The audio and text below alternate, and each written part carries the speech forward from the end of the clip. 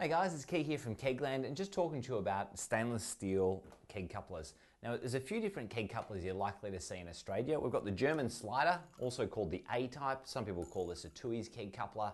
It fits like 4X, pretty much anything made by Lion Nathan, just about. I think pretty much that's the case. Yeah, it's a really great coupler. I really like this design because of how sanitary it is. It doesn't leave like a well of product on top of the keg spear, so yeah, that's kind of nice. To use it, they simply just slide on and you put the handle down like that, and once you hear that click, it's engaged, and then to release it, you pull the handle up like that, and that's it. The other keg couplers that we've also got and we're going to talk about today are the D and the S coupler. These are the other two which are still fairly common in Australia, the D especially. I would say that 90% of kegs in Australia would either be the A or the D. And then you'd have maybe, about 10% left would be maybe S couplers. So the S couplers you might see for imported beers, Heineken, or imported Asahi from Japan or something like that. The locally made, beers though, if they're locally made under contract by one of the big breweries, they're generally going to use one of these. But it's generally like imported beers, which might use an S-type coupler. Often the S and the D get confused because they look so similar, they're almost identical. But one quick way to do a test is actually if you get the handle here and put it in the fully up position on both of them, you'll see that one of them, the S-type, for instance, that one there, has the probe which is sticking out the bottom there. So you can see like this on the bench, one stands up like that and the other one falls over, and that's because the probe's just sort of sticking out of the bottom there. Now, all the keg couplers we sell these days are commercial grade stainless steel.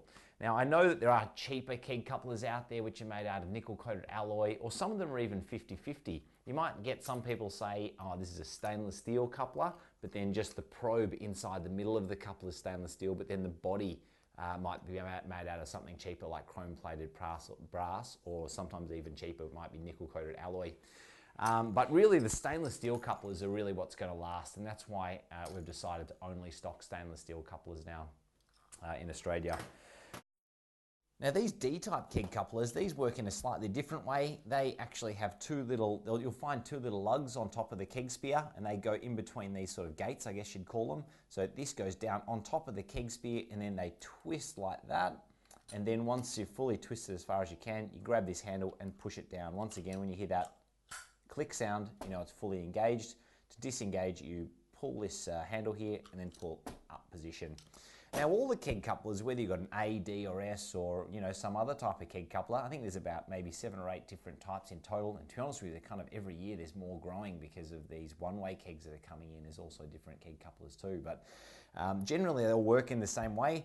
You've got the probe, this bit here, which runs down the middle of the keg coupler, and the beer basically comes out of this, or the product may not necessarily be beer, but yeah, you've got the beverage that comes out of this this piece here, and then you've got the gas which enters in from the side of the keg coupler there. So all of them are pretty much the same.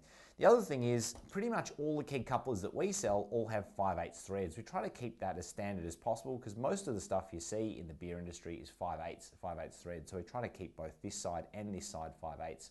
Sometimes you get some odd stuff coming out of China or coming over from Europe where they might use a different thread on this side, and that's always a bit frustrating when you get those types of odds and ends where they've put an unusual thread on there because it makes it hard to couple to. But definitely everything you get from us will be like that, the 5/8. Now, when you're looking inside the keg couplers, they're generally sold with check valves on both the gas side and the beer side.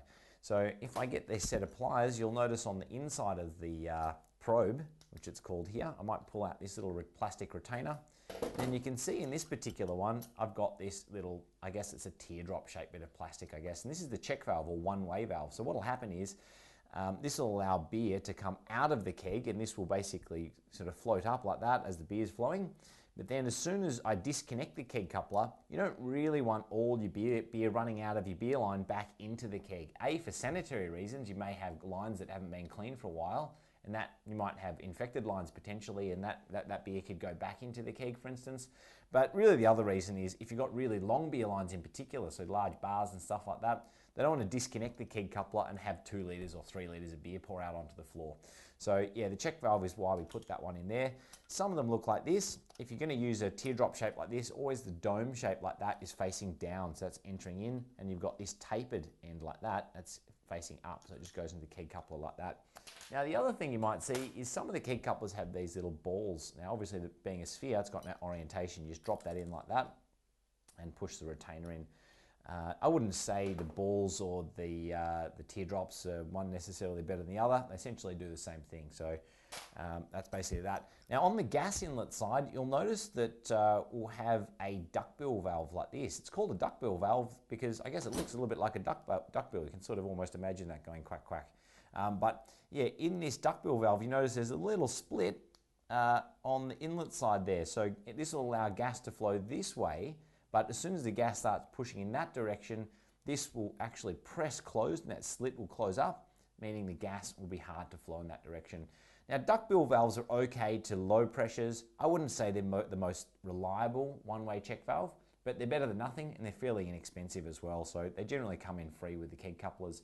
We do have some better one-way check valves, which are an inline check valve, which are a spring type, which are really, really more reliable and a fantastic option if you want to go down that avenue. But these work all right.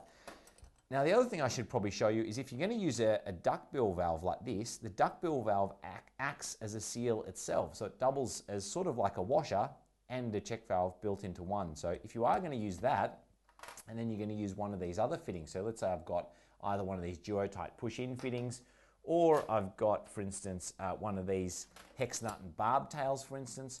Often these will have seals in place. So for instance, I've got this little vinyl washer in there. I wouldn't need to use that vinyl washer as well as use this check valve. So I basically want to remove that, like so, and then screw that on. And same thing with these, duo-tight push-in fittings. If I was going to use this check valve in here, I need to remove this washer and then have just that screwed directly down onto that duckbill valve like so. Now historically, a lot of our keg couplers, we'd sell them and also throw in these free hex nut and barb tails like this. But to be honest with you, now with all these push-in fittings, these really reliable duo-tights, we kind of recommend you go down this avenue instead because they make a really easy and reliable seal. So these just screw on like that. And to join in the beer line, literally all you have to do is just push the beer line on like that. There's a separate video I've got specifically on duo-tight fittings, so you can see that later if you wanted to.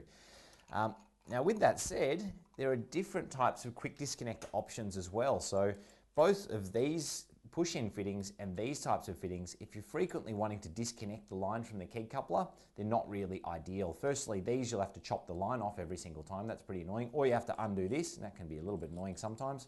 Or with these fittings, you have to pop the beer line out and you can keep burying the beer line, meaning eventually your beer line's going to get shorter and shorter as you chop those burrs off. So if you are frequently disconnecting your beer line, then I would recommend getting these types of ball lock posts. So these are the same as a Cornelius keg. So what you can do is just screw these onto the keg coupler. Now what you'll notice with these two is they look very, very similar, but I've got two different types here. I've got one side here with gas, and you can see that because it's denoted by a little grounder notch in the base of the post there. And then I've got the liquid one, or the beer one, and that has just a smooth machining around the diameter of the base of the post. So because this is my beer side, I'm going to screw that on there like that. And then that one with the gas notch I've got on here, I'm just going to screw that on this side here like so. Now once I've got those on there, I can really easily get these disconnects, and that makes it really, really easy for me to just basically, plug my beer lines on. It means that I can easily switch from one type of, like for instance, between an A and D type or S type keg coupler. And it also means that on the end of my beer line and gas line, I can quickly whack these off and actually use ball lock or Cornelius homebrewing kegs as well. So it gives me, the most amount of flexibility I could possibly want switching to different keg types. The only problem with these types of ball lock posts is because the diameter of the post is quite small and the poppet's quite small, the flow rate through these is not really, really high. So if you've got one keg coupler and you're going to, for instance, maybe half a dozen taps, or maybe 3 or 4 or 5 or more taps, you might find that you end up with a bit of a pressure drop and it's not suitable for multi-tap systems. So if you're in a really large hotel, which has Carlton Draft on many taps, and you're drawing from one keg, this type of ball lock post would definitely find its limitations there. So in Australia in particular, we do notice people like to use the snap lock fittings or the K-lock fittings. There's a few different brands out there. Some of them are like Andal have their own different brand, which is called Snap Lock. We have ours, which is called the K-lock. They are compatible. There's also Lancer ones, and they call them something else, fat locks, I think. So these types of fittings are a bit more chunky and bulky. They're definitely more expensive. If you're a domestic customer or a home user, you're probably not going to use these because, you know, A, they're kind of expensive, and B, you just don't need that type of flow rate. But these just screw onto the 5/8 threads just like so, like that.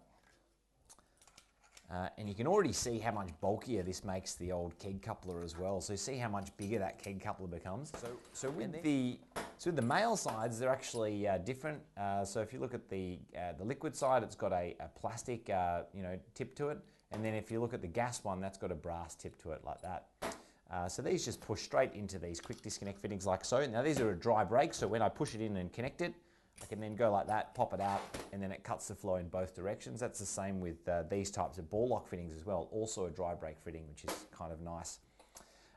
Then on the other side of these male fittings, I've also got the 5/8 thread. So once again, I could even screw that on there if I really wanted to, or most likely you're probably going to use something like a push-in fitting so you can push your beer-line directly in that.